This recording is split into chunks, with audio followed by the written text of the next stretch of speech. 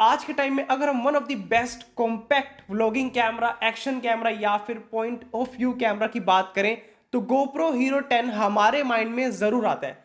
But ये camera practically कैसा perform करता है, इससे व्लॉगिंग कैसी होती है, इसका पॉइंट ऑफ व्यू कैसा है, वाइड एंगल कैसा काम करता है, यूजर इंटरफेस कैसा है, सारी जानकारी आपको आज की इस वीडियो में मिलने वाली है। क्योंकि आज की वीडियो में हम करने वाले हैं इसको डिटेल में टेस्ट। सो हे गाइस, मेरा नाम साहिल है और मैं इसी तरह की फोटोग्राफी और टेक रिलेटेड वीडियोस बनाता रहता हूं। अगर आप इस चैनल पर नए हैं तो चैनल को सब्सक्राइब कर ले और बेल नोटिफिकेशन को ऑन कर ले। तो आइए फटाफट से करते हैं इस कैमरा को प्रैक्टिकली टेस्ट। तो सबसे पहली चीज किसी भी प्रोडक्ट में अगर हमें अट्रैक्ट करती है तो वो होता है डिजाइन। तो सबसे पहले मैं आपको GoPro Hero 10 का डिजाइन दिखाता हूं कि किस तरह का डिजाइन हमें इस कैमरा के देखने को मिलता है। GoPro Hero 10 का डिजाइन काफी हैंडी है। आपको सामने की तरफ जो है 23 मेगापिक्सल का कैमरा देखने को मिलता है और ये जो लेंस है ना, ये रिमूवेबल है। बहुत बढ़िया बात है। मतलब अगर ये पार्ट इन केस भगवान ना करे खराब होता तो आप इजीली रिमूव कर सकते हैं। और इस पे अलग से जो है स्पेशल कोटिंग की गई है जिससे जो है इस पे पानी नहीं टिकता। तो अंडर वाटर जब आप शूट करेंगे या फिर पानी वाली जगह पे शूट करेंगे तो ये जो पानी के जो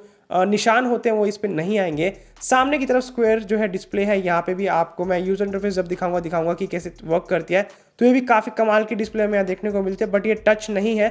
और ऊपर की तरफ एक लाइट है जो कि नोटिफिकेशन लाइट है, रेड कलर की जलती है जैसे आप पावर ऑन करते हैं या फिर रिकॉर्डिंग ऑन करते हैं। नीचे की तरफ GoPro की जो है ब्रांडिंग दी गई है। इस तरफ गाइस पावर ऑन करने का बटन है और यहाँ पे लिखा है GoPro Hero 10। और गाइस नीचे की तरफ जो है बहुत ही बढ़िया डिजाइन है इस बार, मतलब कॉम्पैक्ट करने के लिए बहुत अच्छा मेरे को लगा। GoPro Hero 9 में भी था, 10 में भी ये चीज़ है कि गाइस ये इस तरह से जो है बाहर आ जाता है। तो अगर आप इसको कहीं भी माउंट करना चाहते हैं तो आप इस तरह से इसको बाहर निकाल के माउंट कर सकते हैं। ये वापस से इस तरह से पैक हो जाता है। इस तरफ गाइस बैटरी का कंपार्टमेंट है जो कि इस तरह से खुलता है। आप इसको इस तरह से पुल करेंगे तो ये बाहर आ जाएगा। मैं आपको ओपन करके दिखाता हूँ। तो ये गाइस इस तरह से पुल करके बाहर आ जाता है और ये है अंदर का एरिया। मतलब कि यहाँ पे आप टाइप सी से चार्ज कर सकते हैं, यहाँ पे मेमोरी कार्ड डाल सकते हैं और ये यहाँ पे चार्जिंग पे लगा सकते हैं और वापस से फिर इसको इस तरह से क्लोज कर सकते हैं। और गाइस ऊपर की तरफ यहाँ पे अगर हम देखें, यहाँ पे गाइस रिकॉर्डिंग ऑन और ऑफ करने का बटन है और यहाँ पे माइक्रोफोन दिया गया है। और पीछे की तरफ गाइस टच स्क्रीन वाली हमें डिस्प्ले देखने को मिलती है जिससे हम पूरे GoPro को जो है ऑपरेट कर सकते हैं। और ये है GoPro Hero 10 की बैटरी जो कि मैंने आपको दिखाया था कंपार्टमेंट में डलती है। तो इस तरह से हम इसको ओपन कर सकते हैं। ओपन करके यहाँ पे इस बैटरी को डालना होता है। तो मैं आपको डाल के दिखाता हूँ। तो कुछ इस तरह से बैटरी को इंसर्ट करके गाइज हम इस कंपार्टमेंट को इस तरह से बंद कर सकते हैं। और अब जो है गाइज हम इस कैमरा को पावर ऑन कर सकते हैं। अब डिजाइन तो GoPro Hero 10 का बढ़िया है ही, बट सिर्फ डिजाइन अच्छा होने से कैमरा बढ़िया नहीं हो सकता। इसका यूजर इंटरफेस भी अच्छा होना चाहिए, क्विक रिस्पॉन्सिव होना चाहिए और ईजी टू अंडरस्टैंडेबल होना चाहिए। तो आइए देखते हैं GoPro Hero 10 का यूजर इंटरफेस कैसा है, जिससे आपको बेटर आइडिया होगा कि आप इसको कैसे यूज कर सकते हैं और इसमें कितने तरह के रेजोल्यूशन के हमें फीचर्स देखने को मिलते हैं। सबसे पहले कर लेते हैं इस बटन को प्रेस एंड होल्ड करके पावर ऑन। तो ये कैमरा गाइस पिछले जितने भी GoPro है उससे काफी ज्यादा फास्ट है क्योंकि इसमें नया GP2 प्रोसेसर लगाया गया है और इसका यूजर इंटरफेस आपको कुछ इस तरह का देखने को मिलता है। नीचे ये जो दिखा रहा है, यहाँ पे दिखा रहा है हमारा कौन सा रेजोल्यूशन सेट है। ये जूम इन करने का बटन है, यहाँ पे आप टैप करके जो है जूम इन कर सकते हैं। मान लीजिए आप अपनी वीडियो में थोड़ा बहुत जूम करना चाहते हैं तो आप 1.4x तक जूम कर सकते हैं। ये इसलिए बटन यहाँ पे दिया गया है। यहाँ पे गाइस ये स्टेबलाइजेशन का बटन है कि कौन सा स्टेबलाइजेशन का मोड आपको चाहिए, कितना आप जो है बूस्ट करना चाहते हैं। फॉर एग्जांपल आप बढ़ाना चाहते हैं तो आप बूस्ट पे कर सकते हैं या फिर स्टैंडर्ड पे कर सकते हैं। इसके अलावा गाइस यहाँ पे 2x यानी कि स्लो मोशन कितना कर सकते हैं उसके लिए है। तो यहाँ पे दिखा रहा है अभी 60 FPS। अगर आप 1x करना चाहते हैं तो यहाँ पे नॉर्मल स्पीड कर सकते हैं। तो फ्रेम रेट के ऊपर आप कितने फ्रेम रेट यहाँ पे सेट करना चाहते हैं उसके अकॉर्डिंग आप इसको एडजस्ट कर सकते हैं। यूजर इंटरफेस बहुत आसान है, बहुत इजी टू अंडरस्टैंड है। और यहाँ पे गाइस फील्ड ऑफ व्यू है कि आप कौन सा फील्ड ऑफ व्यू में शूट करना चाहते हैं। अब ये वाइड पे जो कि 16x34 mm है। इसके अलावा अगर आप सुपर व्यू करना चाहते हैं तो आप इस तरह से क्लिक करके टच करके कर सकते हैं। और ये है गाइज इसका लीनियर मोड जो कि मैं आगे टेस्ट करूंगा वीडियो में, उसमें आपको बेटर आइडिया होगा। और उसके बाद गाइज आता है नैरो मोड। और नैरो मोड में दो मोड है, एक नॉर्मल मोड और एक हॉरिजॉन मोड। हॉरिजॉन में क्या होता है गाइज, आप कैमरा टेढ़ा वगैरह भी करते हैं तो आपका कैमरा की जो वीडियो है वो बिल्कुल स्टेबल रहेगी, जो कि हम इस तरह से हॉरिजॉन और नैरो दोनों को सिलेक्ट करके इस तरह से चूज कर सकते हैं। अच्छा गाइज, अगर आप टाइम लैप्स मोड से वीडियो मोड या फिर फोटो मोड या फिर अलग अलग मोड्स में जाना चाहते हैं तो आप सिंपली इस तरह से स्वाइप करके जो है अलग अलग मोड्स में जा सकते हैं। जैसे कि अभी मैं वीडियो मोड में हूँ, फिर फोटो मोड में हूँ, तो इस तरह से जो है आप अलग अलग मोड में जा सकते हैं। इसके अलावा गाइज ऊपर से इस तरह से जो है नोटिफिकेशन पैनल आता है जहाँ पे आप अलग अलग जो है सेटिंग्स को एक्सेस कर सकते हैं। और ये है ड्यूल डिस्प्ले के लिए, यानी कि जो फ्रंट स्क्रीन है वहाँ पे आप क्या चाहते हो तो मैं वो भी ऑन करके आपको दिखाता हूँ। ये मैंने ऑन कर दिया। बाकी हमें तमाम फीचर्स जो है यहाँ पे देखने को मिल जाते हैं। और अगर आप कंटेंट को प्रीव्यू करना चाहते हो तो आप इस तरह से प्रीव्यू कर सकते हैं। और एक्स्ट्रा सेटिंग्स के लिए गाइस आप यहाँ से स्वाइप डाउन करके इस तरह से प्रेफरेंस में जाके और भी कई तरह की सेटिंग्स इसमें देख सकते हैं। अब बात करें गाइस फ्रंट डिस्प्ले की, तो आपको फ्रंट की तरफ जो है ये सब चीजें देखने को मिलेगी, यानी कि कौन सा मोड है, बैटरी कितनी है, कितनी फोटोज ले सकते हैं। और फ्रंट डिस्प्ले में आपको स्क्वायर जो है व्यू देखने को मिलता है। जो भी आप रिकॉर्ड करेंगे वो आपको यहाँ पे दिखाई देगा। और जैसे ही आप रिकॉर्डिंग का बटन दबाएंगे तो यहाँ पे गाइस ऊपर लाइट जलनी शुरू हो जाएगी। तो ये जो नोटिफिकेशन लाइट है ये आपको ये दर्शाती है कि आप जो है रिकॉर्डिंग कर रहे हैं या फिर नहीं कर रहे हैं। तो व्लॉगिंग करते वक्त आपको ये लाइट काफी हेल्प करेगी। अब जो लोग इस कैमरा से फोटोग्राफी करना चाहते हैं उनके लिए इस कैमरे में बहुत अच्छा फीचर है जो कि है स्पॉट मीटरिंग का। आप टच एंड होल्ड करके गाइस जो है इसमें ऑटो एक्सपोजर एडजस्ट कर सकते हैं या फिर स्पॉट मीटरिंग भी एडजस्ट कर सकते हैं। अब जैसे मान लीजिए मेरे को एक्सपोजर अप एंड डाउन करना है तो मैं इस तरह से एक्सपोजर एडजस्ट कर सकता हूँ।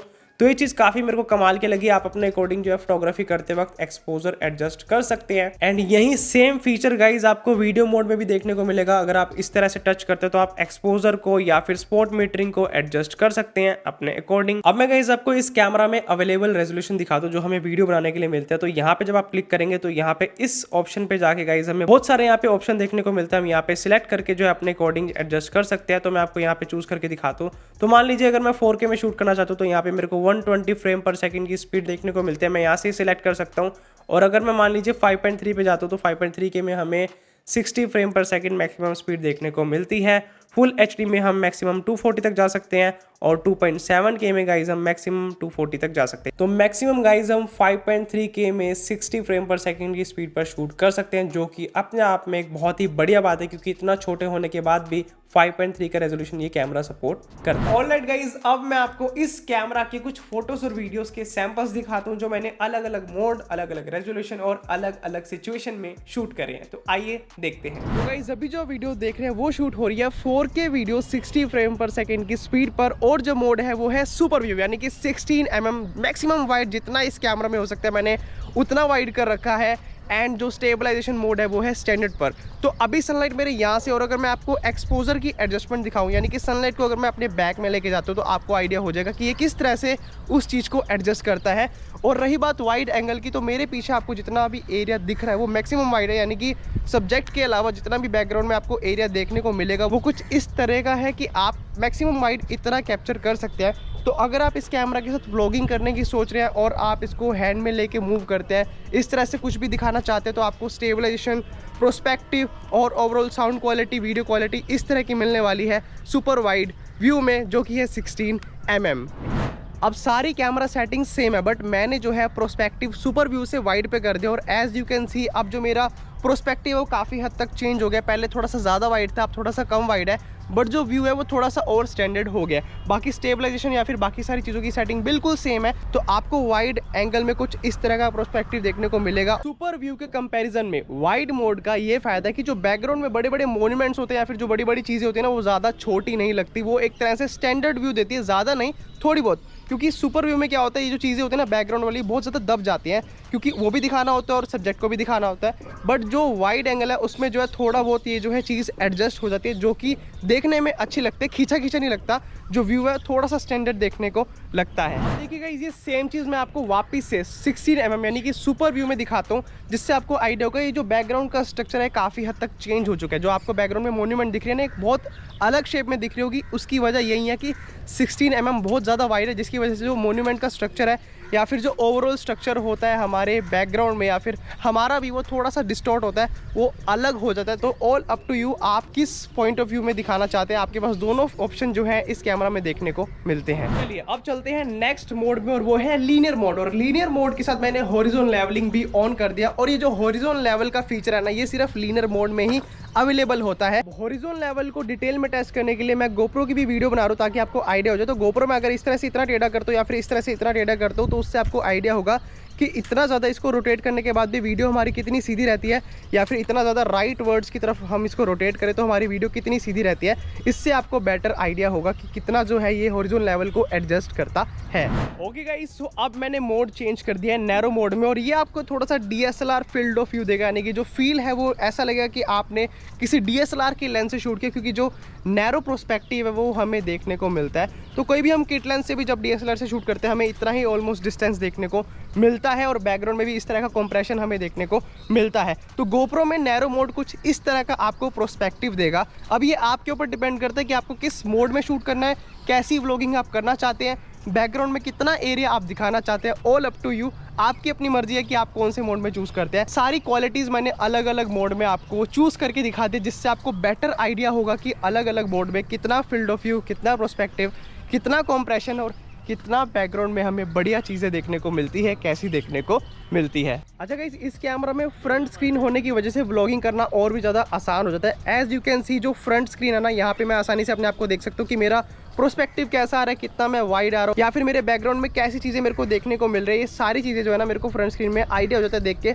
हालांकि स्क्रीन स्क्वायर है, 16:9 की रेशो नहीं आती इसमें, बट हमें इतना आइडिया हो जाता है कि हम किस तरह से शूट कर रहे हैं और कोई गड़बड़ या फिर कोई दिक्कत तो नहीं हो रही। ओवरऑल हमें इस चीज़ से काफ़ी ज़्यादा फायदा होता है फ्रंट स्क्रीन की मदद से। अब मैंने सेटिंग्स को 4K 60 से 5.3K 60 मोड पे चेंज किया। बाकी सभी मोड्स में जो है आप वीडियो बना सकते हैं, और जो क्वालिटी आपको इस तरह की मिलने वाली है। और 5.3K मोड में शूट करने का सबसे बड़ा बेनिफिट आपको ये होगा कि आप इसमें जूम कर सकते हैं। जूम करके अगर आप रीफ्रेम करना चाहते हैं अपनी वीडियो में कर सकते हैं, क्योंकि आपको रेजोल्यूशन इतना ज़्यादा मिल रहा है कि आप आसानी से अपने आप रीफ्रेम करके अपने अकॉर्डिंग बेस्ट जो है फ्रेम सेट कर सकते हैं। और इसमें स्टेबलाइजेशन या फिर ओवरऑल जो क्वालिटी है, प्रोस्पेक्टिव है, कुछ इस तरह का आपको देखने वाला है। यानी कि प्रोस्पेक्टिव और फील्ड ऑफ व्यू तो सेम ही मिलने वाला है, बट आपको क्वालिटी में एनहेंसमेंट देखने को मिलेगा। और एक बात का हमेशा ध्यान रखना, जितना आप क्वालिटी में इंक्रीज़ करते जाएंगे GoPro Hero 10 में, उतना ही ये ज़्यादा हीट होता है टाइम टू टाइम। जैसे कि आप इसको ज़्यादा देर तक यूज़ करेंगे उतना ही गर्म होगा। तो फुल HD मोड में इतना गर्म नहीं होता, 4K में ज़्यादा होता है, और 5.3K में तो बहुत ही ज़्यादा हीट होता है। तो आपको बीच बीच में पॉज भी देना पड़ सकता है अगर ज़्यादा गर्मी गाइज उस एरिया में जहाँ पे आप शूट कर रहे हैं। तो अब गाइज मैं करने वाला हूँ इसका स्टेबलाइजेशन मोड टेस्ट, वो भी बूस्ट मोड पर, यानी कि बिल्कुल फुल पे। और मैं एक हाथ से इसको स्टेबलाइज करूंगा। वीडियो रिकॉर्डिंग मैंने ऑन कर दिया और मैं इसको रन करूंगा लेके, जिससे हमें बेटर आइडिया होगा कि कितनी स्टेबलाइजेशन है। तो जैसे कि आप देख सकते हैं कि राइट साइड में नीचे की तरफ जो है फोन की स्क्रीन कितनी ज़्यादा हिल रही है, और जो ओरिजिनल वीडियो है वो कितनी सही से स्मूथली हमें दिखाई दे रही है। तो स्टेबलाइजेशन बहुत कमाल की है इसकी। बूस्ट मोड में आपको बहुत ज़्यादा स्मूथनेस देखने को मिलेगी। तो एक्शन वीडियो जब आप इस तरह की बनाएंगे, कोई भी ऐसा एक्शन करेंगे, तो आपको स्मूथनेस नो डाउट अच्छी देखने को मिलेगी। इसके बाद हमने टेस्ट किया पॉइंट ऑफ व्यू मोड, और इसमें मैंने GoPro को अपनी चेस्ट पर माउंट किया ताकि आपको एक पॉइंट ऑफ व्यू का प्रोस्पेक्टिव दिखा सकूं। तो वाइड प्रोस्पेक्टिव होने की वजह से हमें बहुत बढ़िया जो है पॉइंट ऑफ व्यू प्रोस्पेक्टिव देखने को मिलता है। मेरे हैंड्स इजीली दिख रहे हैं, जो मैं काम कर रहा हूँ वो भी दिखा पा रहा हूँ, और जो पीछे का बैकग्राउंड है वो भी आराम से दिख रहा है। और सबसे बढ़िया बात इस कैमरा की एज ए क्रिएटर ये लगी, इसमें फोकस की कोई दिक्कत नहीं होती, ऑटोमेटिकली फोकस करता रहता है। इसके बाद मैंने टेस्ट किया स्लो मोशन। मैंने एक छोटी सी जंप को जो है स्लो मोशन में रिकॉर्ड करके देखा, और मेरे को बहुत अच्छा लगा इसका स्लो मोशन। इसके बाद मैंने एक छोटा सा और सीक्वेंस स्लो मोशन का शूट करके देखा, जिसमें एक छोटी सी बच्ची झूला झूल रही थी। तो मैंने सोचा कि ना इसका स्लो मोशन रिकॉर्ड किया जाए। तो slow motion no doubt 240 frames तक हमें देखने को मिलता है, और जो कि अपने आप में लाजवाब है, क्योंकि स्लो मोशन में जो डिटेल्स है वो काफ़ी बढ़िया इसमें आई। अच्छा गाइस, अब बात आती है लो लाइटिंग की। तो अभी जो है गाड़ी में सिर्फ जो नॉर्मल लाइट होती है ना, जो ऊपर की तरफ लगी होती है, सिर्फ वो ऑन कर रखी है, और मैं गाड़ी में कुछ इस तरह से व्लॉगिंग स्टाइल में वीडियो बना रहा हूँ। और ज़्यादा ट्रैफिक नहीं है तो आराम से व्लॉग हो सकता है, कोई दिक्कत नहीं है। और आपको इससे आइडिया भी होगा कि अगर लाइटिंग बहुत कम हो तो ये कैमरा किस तरह से सिचुएशन को हैंडल करता है, शेडोज कैसे क्रिएट करता है, नॉइज कितनी आती है, आपको उस चीज़ का ज़्यादा आइडिया होगा। और अभी मैं मूर्थल भी जा रहा हूँ, और वहाँ पे जाके आपको कुछ शॉट्स दिखाऊंगा जहाँ अच्छी लाइटिंग होगी। वहाँ पे भी आपको बेटर आइडिया होगा कि रात को अगर अच्छी लाइटिंग हो तो वहाँ ये कैमरा कैसा परफॉर्म करता है, और इस तरह की अगर लो लाइटिंग हो तो ये कैमरा किस तरह से परफॉर्म करता है। तो चलिए अब आपको मैं मूर्थल के कुछ सैंपल्स दिखाता हूँ। तो लो लाइट अगर मैं ऑनेस्टली आपको बताऊं, मुझे ज़्यादा अच्छा नहीं लगा, बट इसका सेंसर बहुत छोटा है तो हम उससे ज़्यादा एक्सपेक्ट भी नहीं कर सकते। कमी मेरे को ये लगी, जो नॉइज़ है वो ज़्यादा है, और जो क्या होता है जब रात को ज़्यादा लाइटिंग वाला एरिया हो ना, वहाँ पे डिटेल छोड़ देता है, मतलब डिटेल नहीं आने देता ज़्यादा। जैसे कि आप देख सकते हैं कि जो दूर के बोर्ड हैं वो विजिबल नहीं है, दूर के जो होर्डिंग बोर्ड लगे हुए हैं वो विजिबल नहीं है, या फिर डिटेल बहुत कम है वीडियो में। तो नाइट मोड में वीडियो ठीक ठीक बनाता है। अगर आप ब्लॉगिंग कर रहे हैं और आपके फेस पर लाइट है तब तक ठीक है। अदरवाइज अगर मैं डिटेल या फिर HDR रेंज या फिर ओवरऑल शार्पनेस की बात करूं तो वो आपको बहुत कम देखने को मिलेगी। तो नाइट मोड इस कैमरे का एवरेज है। अच्छा गाइस, जैसे कि आप सभी जानते हैं कि आज के टाइम में सिर्फ फोटोज और वीडियोस क्वालिटी बढ़िया देने से कैमरा मार्केट में स्टैंड आउट नहीं करता। इसके अलावा कैमरा में और भी अच्छे फीचर्स ऐसे चाहिए जो एक यूजर के काम को आसान कर दे या फिर उसके काम में चार चांद लगा दे, और उसी तरह के कुछ ऐसे फीचर्स GoPro Hero 10 में भी हैं। आइए कुछ इसी तरह के बढ़िया फीचर्स जो है मैं आपको GoPro Hero 10 के दिखाता हूं। तो GoPro Hero 10 में सबसे बढ़िया फीचर मेरे को ये लगा कि अब आप वायर के थ्रू जो है फोटोज को ट्रांसफर कर सकते हैं अपनी फोन में, और इसके अलावा इसका जो बैटरी बैकअप है वो काफी हद तक इम्प्रूव्ड है, टच रिस्पॉन्स बहुत इम्प्रूव्ड है।